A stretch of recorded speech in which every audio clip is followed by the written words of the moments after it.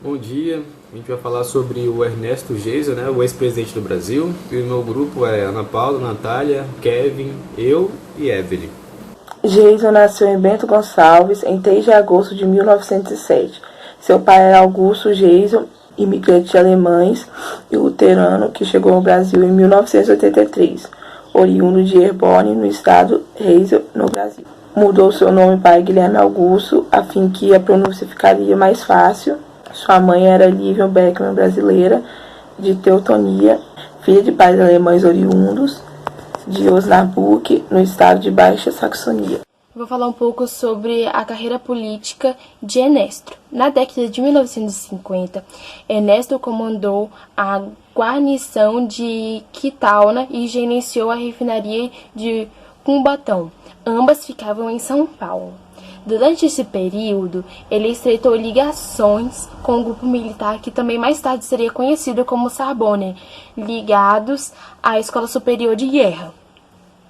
Geisel sempre teve interesse na área de extração petrolífera, tendo dirigido a refinaria de Cubatão de 1956 e a de Petrobras, que foi de 1969 a 1973. Após 1979, na Urquiza, depois de ter deixado a presidência da República. Ernesto foi o 29º presidente do Brasil durante um jantar com o presidente dos Estados Unidos, que era o Carter, no dia 29 de março de 1978, ao lado também da esposa do Carter, a Rosalind Carter. Em sua gestão na presidência da Petrobras, a empresa estatal que deteve até a década de 90 o monopólio da extração de petróleo no Brasil. Concentrou esforços na exploração da plataforma submarina, tendo obtido resultados positivos, conseguindo acordo com países do exterior, como o Iraque, o Egito e também o Equador. Ernesto Geisel ingressou no Colégio Militar de Porto Alegre em 1921 e em 1928 se tornou oficial na Escola Militar de Realengo. Participou de ações militares na Revolução de 1930 como tenente. No início dos anos 30, também desempenhou as funções de secretário da Fazenda de Paraíba, quando os tenentes da Revolução de 1930 passaram a ocupar cargos políticos.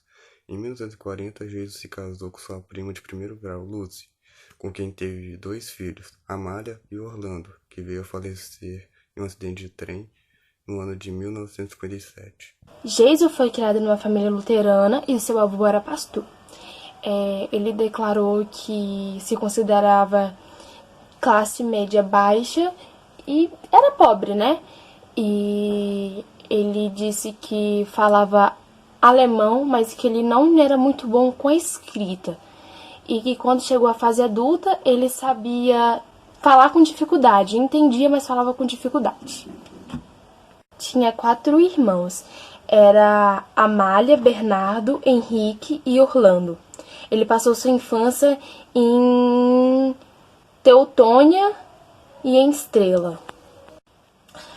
2 de seus irmãos também ingressaram na carreira de armas e tornaram-se generais. Henrique Geisel e Orlando Geisel, que chegou a ser ministro do Exército durante o governo de Emílio.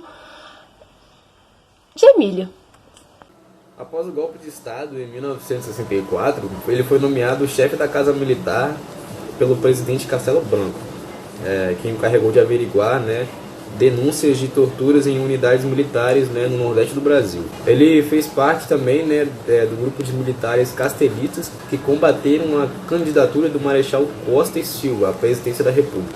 Castelo Branco também promoveu a general do Exército em 1966 e ainda o nomeou o ministro superior do Tribunal Militar de 1967.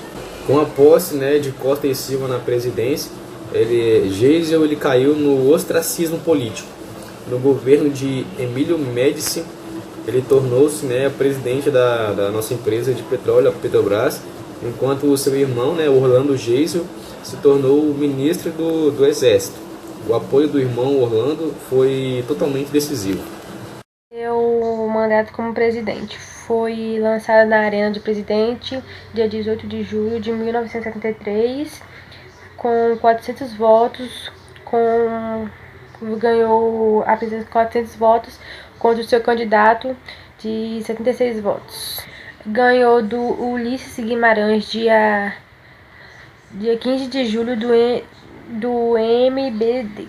Geisel dedicou-se à abertura política, articulada pelo general Golbery de Couto da Silva, que encontrou a resiliência dos militares chamada Ilha Dura, sendo o episódio mais dramático foi demais do ministro dos Exércitos, Silvio Frota, em 12 de julho de outubro de 1977.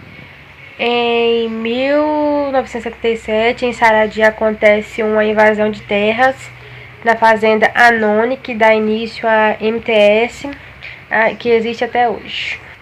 Outro fato marcante foi a exoneração do general Edinaldo de Avila de Melo, comandante do 2º Exército, após a morte do jornalista Valdir Enzog, em 1975, e do metalúrgico Manuel de Fiel Filho, em 1976, em dependência de militares paulistas.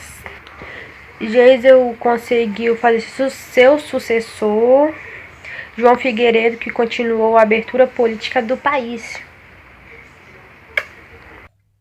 Como ex-presidente, manteve influência sobre o exército nos anos 80. Em 85, apoiou o candidato Tancredo Neves nas eleições daquele ano. Também foi presidente da Norquisa, uma empresa ligada ao setor petroquímico. Em 1997, a Fundação Getúlio Vargas publicou seu depoimento, no qual narrava sua vida particular, militar e política.